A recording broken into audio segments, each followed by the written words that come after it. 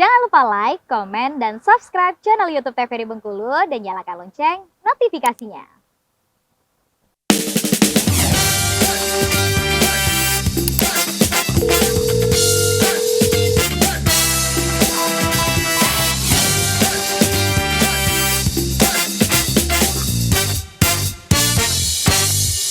Baik pemirsa, terima kasih Anda masih menyaksikan Dokter Kito bersama Kita Sehat. Nah tadi kita juga sudah mendengarkan penjelasan dari Dokter Sony mengenai pemeriksaan fisik di pemeriksaan rongga mulut. Nah tapi ada yang menarik nih dokter, tadi dokter menyampaikan bahwasanya ada yang hoki dan ada juga yang tidak hoki. Nah bagaimana yang tidak hoki dokter pemeriksaan? Jadi kalau misalnya kita periksa rongga mulut sebenarnya kompleks ya.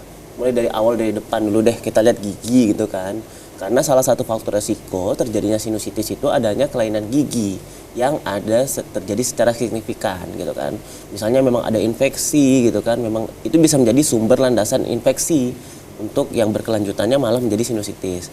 Terus selanjutnya juga periksa di daerah tenggorokan, kerongkongan belakang gitu ya. Nah itu harus diperiksa. Kadang ada juga yang nampak post nasal discharge-nya kalau memang dia udah terlalu lama gitu. Tapi kadang nggak kelihatan juga. Berarti gitu. banyak yang bisa diperiksa. Apalagi kalau misal awal-awal biasanya nggak bakal kelihatan. Dia bakal ngeluhkan cuma nyeri di wajah. Oke dokter, mungkin akan kita langsung lanjutkan ke materi. Ya. Nah ini, jadi kita lihat nih. Jadi kalau misalnya tadi pemeriksaan fisiknya sudah, kita mulai dari tanda-tanda vital terlebih dahulu ya, kayak tekanan darah, suhu. Nah ternyata ada yang abnormalnya di suhu, biasanya dia akan meningkat karena proses demam tadi. Kemudian selanjutnya kita periksa rongga mulut tadi sudah juga, dan ke rinoskopi anterior. Jadi rinoskopi anterior ini periksa hidung bagian depan, anterior depan, posterior belakang. Anterior ini biasanya akan tampak adanya pembengkakan ya, edema atau obstruksi penyumbatan mukosa di meatus medius. Nah, saya bilang tadi bahwasanya ternyata kalau hidung itu dibuka, dia bakal ada 3 bagian. Medius itu di bagian tengah. Jadi ada meatus di bagian tengah yang akan tampak bengkak dan mengalami penyumbatan atau obstruksi. Inilah yang biasa didapatkan, dan biasanya akan ditemukan sekret-sekret atau cairan yang mukopurulen. Jadi kayak kuning kehijauan gitulah, udah parah banget ya. Dan adanya biasanya kita akan melihat juga ada atau tidak kelainan anatomi yang bisa menjadi faktor predisposisi. Jadi ini tadi saya bilang mungkin dia pernah ada punya riwayat traumatik tapi tidak pernah terkontrol gitu kan. Nah ini harus diperiksa juga. Setelah itu kita periksa rinoskopi di bagian posterior. Jadi posterior itu mulutnya dibuka, nanti ada cermin masuk ke dari mulutnya dilihat gitu. Nah ini yang saya bilang tadi, kita akan lihat tuh sekret yang purulen pada nasofaringnya. Jadi ada nggak sih sekret-sekret yang benar keluar dari rongga sinusnya gitu kan, ke belakang, ke kerongkongan, atau kita sebut tadi post nasal discharge. Kemudian yang terakhir, jika memang tidak ditemukan, biasanya kita akan mencari faktor lain di otoskopi, periksaan di telinganya. Periksa apakah ada komplikasi pada telinga. Karena saya bilang tadi bahwasanya telinga sama hidung itu ada saluran ya. Ada sebuah saluran disebut dengan tuba eustasi gitu. Nah, pemeriksaan penunjangnya biasanya kita akan lakukan foto ronsen. Nah, foto ronsen ini banyak. Nah, ini yang tipe Waters view. Jadi foto polos sinus paranasal. Jadi dilihat di sini, kita lihat boleh gambarnya ya. Ini tampak ada sinus. Ini sinus ya. Ini fotonya dari atas gitu. Ya. Jadi ini rongga hidung, ini sinus. Rongga itu ya? Ya, ini rongganya yang kosong ya, sinus yang bagus ini kan. Tapi di sini ada apa? Ada air. Kan ada isinya. Nah, inilah yang merupakan salah satu komplikasi di sinus. Mungkin pada saat pemeriksaan akan tampak ternyata dia nyeri di sebelah pipi kiri gitu. Nah, itulah bisa sesuai nggak nih hasil dari pemeriksaan sama hasil pemeriksaan penunjangnya gitu. Oke, selanjutnya ada yang saya bilang tadi bahwasanya jika sinusitis ini ada yang akut atau yang kronis. Sebenarnya jarang sekali sinus itu berdiri sendiri. Dia pasti ada mempengaruhi proses di hidung juga. Karena saya bilang tadi sinus sama rongga hidung kan beda. Makanya sekarang itu lebih dikenal sebagai sebutannya rhinosinusitis. Rhinosinusitis. Iya, rhino itu di hidungnya sama sinusnya gitu. Yang akut. Jadi sebenarnya akut tadi kita balik lagi kriterianya adanya sekurang-kurangnya 2 faktor mayor, di mana salah satunya harus hidung tersumbat atau keluarnya sekret dari hidung atau post nasal discharge yang purulen, dan disertai pada nyeri wajah atau adanya penurunan indera penghidu, hiposmia atau anosmia ya. Kalau hiposmia itu masih penurunan aja, tapi kalau anosmia udah nggak bisa sama sekali mencium bau gitu. Gitu. Durasi gejalanya gimana? Dia kurang dari 12 minggu. Itu pegangan kita ya. Kemudian dari pemeriksaan fisiknya setidaknya diperiksalah rinoskopi anterior. Karena kenapa? Kalau di sehari-hari kita periksa rinoskopi posterior itu pasien suka menolak. Ya karena memang tidak nyaman gitu kan. Apalagi setelah dimasukkan rinoskopi yang di bagian depan aja, pasien itu langsung bersin-bersin. Karena ya kita masukin benda asing ke dalam gitu kan.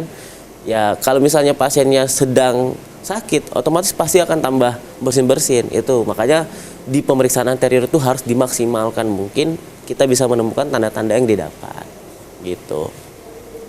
Nah, kita bedakan lagi. Jadi rhinosinusitis akut ini bisa menjadi 3 ternyata. Ada 3. Yang pertama biasa diakibatkan oleh virus ya. Virus ini dia akan sembuh sendiri karena virus tadi ya. Kalau misalnya imun kita kuat, biasanya akan melawan virus dengan sendirinya. Makanya durasi gejalanya akan kurang dari 10 hari aja penyembuhannya. Sedangkan kalau rhinosinusitis akut pasca viral, jadi setelah infeksi virus, dia timbulnya setelah infeksi virus, terjadi peningkatan intensitas gejala setelah 5 hari. Dan bila gejalanya masih persisten, dia lebih dari 10 hari dan kurang dari 12 minggu. Itu masih bisa kita sebut dengan akut pasca virus. Kemudian kalau yang bakteri, nah ini bila terdapat sekurangnya 3 tanda gejala. Sekretnya tadi berwarnanya purulen, kuning kehijauan. Kemudian ada nyeri yang berat dan terlokalisasi di daerah wajah, demam, peningkatan ini dari hasil lab ya. Kemudian double sickening itu dari hasil lab semua. Gitu. Tapi otomatis biasanya dokter akan menentukan, oh intinya ini pasti pasien rhinosinusitis. Terlebih lagi kalau misalnya pasien udah cerita, ya saya punya dahak kuning gitu kan, bau. Nah, ya udah. Kita udah nekan pasti dia bakal ngomong ke arah yang bakterial seperti itu. Nah, ini yang saya bilang tadi, pasien itu akan ngerasa nyerinya di daerah sini, di daerah bawah kelopak mata ya, di daerah bawah kelopak mata di pipi, tulang pipi sebenarnya ya. Jadi diperiksa tulang pipi. Biasanya pasien akan disuruh mejam terlebih dahulu, kemudian kita periksa biasanya lebih gentle, kita periksa menggunakan dokternya pakai jari jempol karena kan tahanannya lebih kenceng ya. Kita tahan, nyeri nggak Bu? Biasanya pasien akan bilang nyeri. Di sini di daerah pipi atau di daerah frontal di daerah dahi karena tadi sinus. Sedangkan yang 2 tadi ethmoid dan sphenoid itu letaknya rada ke belakang, jadi nggak mungkin kita bisa periksa secara fisik gitu. Makanya kadang keluhan nyeri wajah ini akan hilang, iya, karena dia letaknya di belakang. Kita kan nggak mungkin, kita cuma bisa itu meriksa yang di daerah pipi dan juga di daerah dahinya aja gitu. Lanjut ke yang kronis. Nah, kalau yang kronis ini berarti memang gejalanya itu udah lama sekali ya, udah berulang-ulang dan otomatis dia kejadiannya pasti lebih dari sama dengan 12 minggu. Tahu ya, sekitaran 3 bulan kali ya, sekitar 3 bulan gitu. Sama seperti tadi, bahwasanya sekurangnya ada 2 faktor mayor yang dimana dia harus ada hidung tersumbat dan adanya discharge yang purulen, postnasal dripnya tadi. Kemudian disertai dengan adanya nyeri pada wajah dan hiposmia atau anosmia. Nah, pada pemeriksaan fisik sama didapatkannya, kemudian dari inspeksi rongga mulut juga, biasanya kita akan melakukan pemeriksaan penunjang. Makanya nanti kita bakal memeriksa foto polos tadi, yang water view gitu. Lihat tuh di dalam gambarannya, ada nggak sih yang benar-benar ada kayak air gitu kan, batasnya gitu. Nah, ini yang saya bilang tadi. Ini kalau misalnya kita lihat secara rinoskopi ya, ini udah pakai rinoskopi yang ada kameranya ya di depan gitu kan. Dibuka, ternyata ini sekret purulen tuh yang di sini. Warnanya rada berubah. Cairannya gitu ya. Cairannya. Dia cairan-cairan kekuningan seperti itu. Inilah yang ada di hidung kita di daerah meatus media di bagian tengah. Gitu. Nah, tata laksananya. Jadi, kita balik lagi ke istilah awal. Sinus ini kan rongga ya.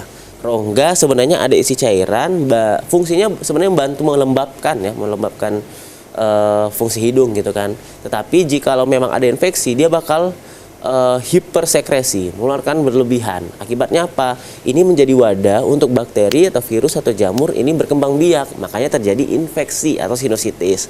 Nah, maka dari itu prinsip utama kita adalah apa? Kita fasilitasi lagi drainasenya. Jadi keluar lagi itu si cairan-cairannya. Jadi kita prinsipnya adalah memfasilitasi drainase sekret dari sinus ke rongga hidung lagi. agar keluar seperti itu. Biar tidak ada infeksi di daerah rongga sinusnya. Makanya tata laksananya biasanya kita akan mengeradikasi infeksi. Infeksi tadi kita kenal seperti apa? Tadi kan dibagi tuh yang akut misalnya dia akibat virus, akibat pasca virus atau bakterial ya. Kalau virus jarang sekali dia akan menjadi ke sinusitis kronis gitu kan, karena dia sistem imun kita bisa ngelawan sendiri. Tetapi kalau yang bakterial dia bisa, itu cikal bakal bisa menjadi ke daerah kronis. Makanya infeksinya biasanya kita berikan antibiotik seperti itu. Kemudian mengurangi severitas dan durasi gejala. Nah biasanya ini kita membantu dengan obat-obat yang dihirup berupa dekongestan. Jadi kayak obat hirup melalui hidung gitu kan, dihirup gitu. Dia untuk apa? Untuk melebarkan pembuluh darah biar edem atau pembekangannya berkurang. Karena tadi apa prinsipnya, kita harus memfasilitasi nih jalannya keluar lagi nih infeksi-infeksi yang ada di rongga sinus tadi. Karena balik lagi akan keluar ke kerongkongan atau tenggorokan tadi. Gitu. Dan yang terakhir adalah mencegah komplikasinya. Nanti jelas komplikasinya. Oke dokter, sebelum kita ke komplikasi kita harus jeda terlebih dahulu, dan ada sedikit pertanyaan mungkin yang menggunakan alat hirup itu kalau digunakan selama 3 bulan untuk yang kronis apakah bagus, apakah bagaimana? Itu isinya sebenarnya kortikosteroid ya, jadi pasti ada proses penurunan dosis, tapering off menyesuaikan dengan gejala. Oke, nah pemirsa penasaran kan, tentunya akan kita bahas lebih dalam lagi setelah jeda pariwara berikut ini. Jangan kemana-mana, tetap di Dokter Kito Bersamo Kito Sehat.